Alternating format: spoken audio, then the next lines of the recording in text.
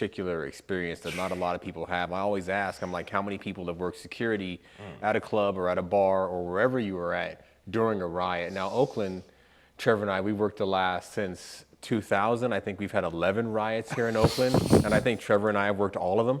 Wow. Right, so doing security, and it's just a heightened level because when you already have the riots going on, then definitely all the robber crews start to come out, and they're just on a spree, basically. They're on a crime spree, and they're stealing cars, and they're going to the next spot, and they're figuring out as many places they can hit up while they know the cops are busy dealing with everything else, right? And especially in a town like Oakland, because cops are so limited, they can only do so much. Right, there's just not enough of them to be able to handle it. So you have any major incident, and all of the cops in the area are drawn to that, and the criminals now know this, that they can go do whatever the hell they want to.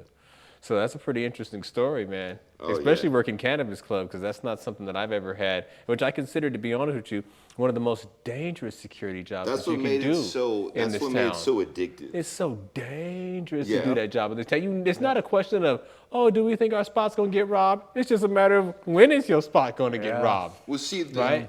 Well, it became to where I learned a lot more about the technicalities and stuff, because if you're in a gated area, you could bring literally whatever the hell you want, sniper rifles, whatever. Because it's like you're on the property. It's like being inside the bar. Right. So once the owner okays it, so it's just like being in the bar and bars that I've worked at where the owners give me permission to carry a firearm on the job. It's just the same way with that there. Totally. That makes sense. So once you're in the area and it's gated, everything inside the gate is good to go. You're good to go, man. And I was bringing every new thing that I had. I brought a Chris Vector. And I would have got some new shit for that job. Just for the job. Yeah, just for the job, I would have got some new shit. How'd that Chris shoot? What caliber did you get in? What happened? What caliber did you get the Chris in? The 10 millimeter. And how to shoot? I never had a chance to shoot it. I was so busy getting shit. Like, that shit, you had a chance to shoot. That's not a bad rig for that either. Dude, shit I never would have bought, but you know, it made it so damn fun. What was that, like 1,200? It was like closer to 15. Yeah. But no, it's, dude, what the reason why I've done it for so long. You get a little bit of barrel on a 10 millimeter, it starts zipping along. And so, but no, you know, we had a few, attempts, but once again, you know, when you catch it before it happens, you know, you get a chance to change how it happens. Yeah. You know. Yeah. But yeah, I mean, shit never got robbed, never got shot, even though there's shit happening all over the place, you know. And I was even doing security in Detroit, and what's that like? Oh, dude, it's like you're in The Walking Dead. It's fucking great. Yeah. Were you doing Cannabis Club security in Detroit too? Or you doing nightclub security? I was doing some of that. I guess I heard recently that somebody got fucked up doing that too, because you're out there all by yourself, right? You got this whole club, and that's usually how it is for a lot of fucking people doing that shit. Yeah. It's just them by themselves. They got this giant building, and then they gotta stay awake. And that one guy that we were talking about earlier that was like yelling, like all upset, he actually fell asleep. Sorry. He fell asleep on the job one time, right? And woke up to a gun in his face. And he was like, I gotta go. I got a wife at home. Of course he did. Shit, you better be saying all that shit. I got a wife at home. He don't care about that. Dude don't care about that anyways, but he better be saying that shit. What else he gonna say at that point? Dude, he was like, and they were like, we're not gonna kill you, but we're gonna take your gun and then go in there and take all the weed. And he was like, don't take my phone, don't take my car. And they're like, we don't want your ugly ass car. Not your hoopty, man. It's funny how they clown you and talk shit to you when they rob in the city. Like, you know, I didn't already feel bad enough, but you guys really, that was a blow to my self-esteem. Making You fun know of what my I'm saying? family Making my wagon, hoopty and right. shit, you know. So I get my kids around, man, you know. That shit is ridiculous. Toyota Corolla is a practical car. You know, I'm telling you. And then I worked at this one spot called the Neighborhood Services Association. That was actually in Highland Park, which, believe it or not, is broker than Detroit. There's a place. Whoa. And we're talking, damn, bro. They had the old Pacific Bell building, right? Big as hell, like something out of Gotham City. And then they had like at least 300 people in there. You know, all just got out of prison, or, you know, all in one, you know, mental patients, everybody in one fucking building, right? Wow. Yeah, and there was only 2 guards at that spot. But I had a good old time, right? Because, you know, some of them I was actually, you know, just, you know, hanging out, blazing a little bit, you know, and so they got mad about that, right? But in reality, when I was working, nobody got stabbed. Nobody got fucking... And I was the only one, once again. All these other guys had terrible, terrible luck at this place, right? Yeah. In fact, there was this one time that this chick, she was in the Navy, right? I guess she was out here beating the shit out of people in that place.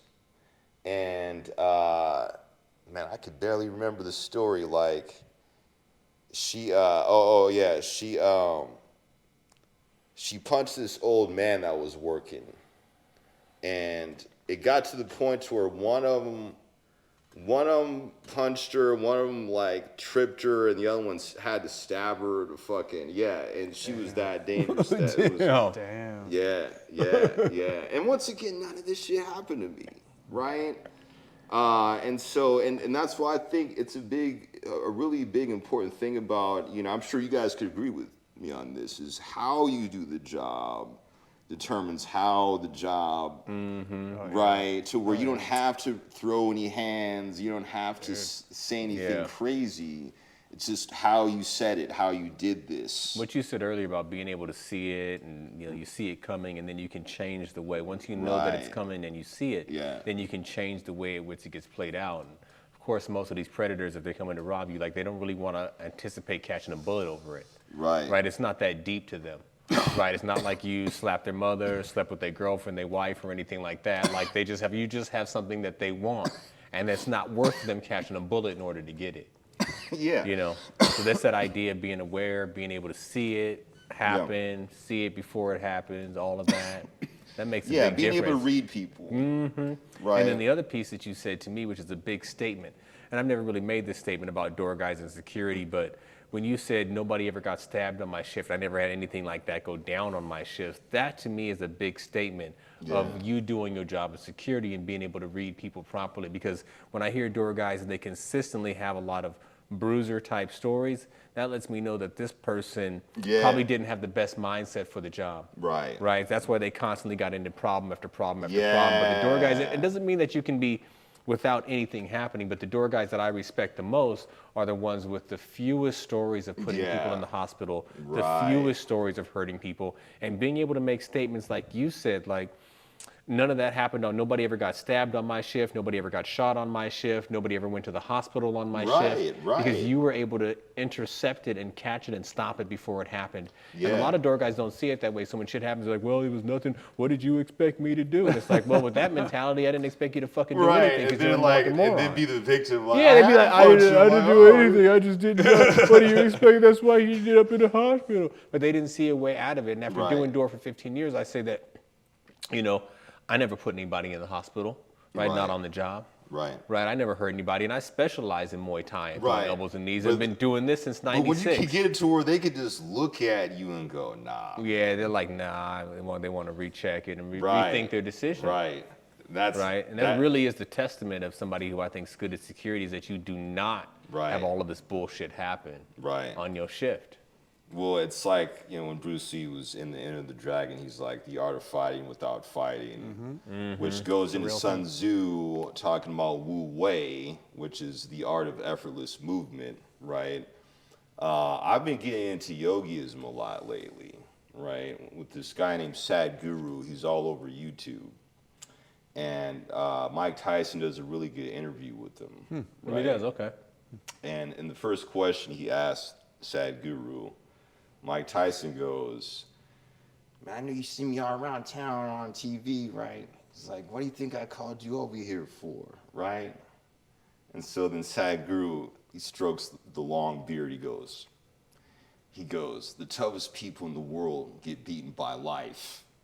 And he was like, "Damn, bro. Oh, shit." Damn. It's a good interview. It's a really, okay. I gotta check that out. Oh, it's really good.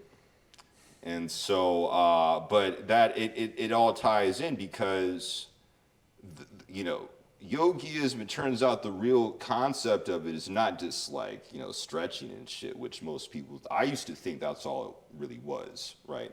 Turns out it's like thought fu. It's a spiritual discipline. Yeah, it's a discipline, just like any other martial art, and how to master your mind and how to like master your energies. And the more you're able to master your own, the more you're likely to affect the world around you, right? And so super deep ass shit, you know. This is the point that Trevor and I were talking about before you got here, is that, you know, having a strong sense of faith or a strong sense of spirituality, whatever you want to call it, definitely goes bounds in keeping you safe on the job, and also keeps you from making poor decisions. Yeah. Right? So we think about the people that we know, and Trevor and I were talking about it, but the people that we know that have poor integrity for whatever reason also are the people that have less heart and less discipline and awareness on the job generally. Right? So the guy that's out there cheating on his wife is also the guy that's going to lose his shit at the bar, right, and not handle himself correctly. Right? There's a direct correlation between somebody's ability to have spiritual fortitude and will within themselves and their ability to not lose their shit on the job or act like an asshole or what's do stupid losing shit. your grip of, there's that impulse that's happening. There's an impulse that's happening. Your body it's your subconscious saying, "I want to do this." And if you don't have what you're saying, you could call it strength. There's many things that you can call it, but the fortitude or the integrity of not giving in to that impulse, right? And to be a true American, this is just my opinion, a real American has been through all that. A true fucking, and not a hierarchy or, you know, I'm not saying this in any kind of political way. I'm just saying, just straight up, as an American, we are all kinds of addictive substances are thrown at us all the fucking time. And if you can make it through all these things and still be level-headed, you're gonna make it. You're gonna be fine. Oh yeah, especially, and I would imagine especially in the cannabis industry or in the bar industry, where it's an addiction culture. So you have a culture of addiction that breeds there. So when you're having a bad day and you're an accountant and you have a bad day at work, it's fine. You go home, maybe you have some drinks here. When you have a bad day and you're a security in a bar, you have drinks, you have drugs, you have any kind of vice you want, sex, man, woman, dog, it's all there for you. Violence, if you're addicted to violence, you can have that there on the job. It's all there for you. So, you know, there's not many people that I know that have worked through that industry, through these industries, and been able to maintain their sense of self. Exactly. While working in an industry with so many motherfucking vices everywhere. There's some sober ones, but those are the people that nail it sometimes. But it's rare. It's rare.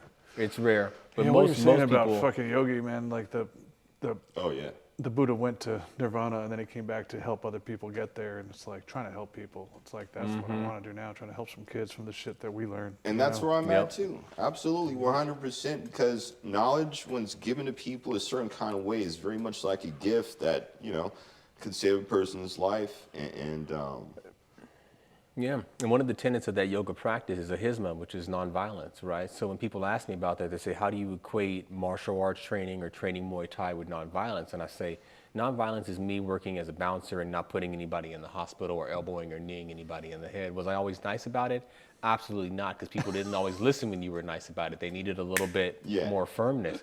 But I never hurt anybody, right? Feelings, oh well. But physically, I never put anybody in the hospital. I never elbowed or kneed anybody in the head. So that's an expression of that practice of nonviolence, right? Yeah, and like the only time I really laid hands on somebody was when I was off work. You know, That's fair. I was. It's a different thing. Oh yeah, It's a totally different thing. I mean, since I started training, the only time I really laid hands on people, there's been a couple of times at work where people threw punches at me and I had to put hands on them. So there's always that. Yeah. But as far as using the Muay Thai or elbowing or kneeing, Right, you didn't go overboard, right? No, and even then, it was usually when a friend of mine got jumped. So I had several times when I wasn't working and friends of mine got jumped that I started throwing elbows and knees. But you know, they're being jumped by multiple people, so at that point, it kind of unlocks the elbows and knees to happen. Yeah.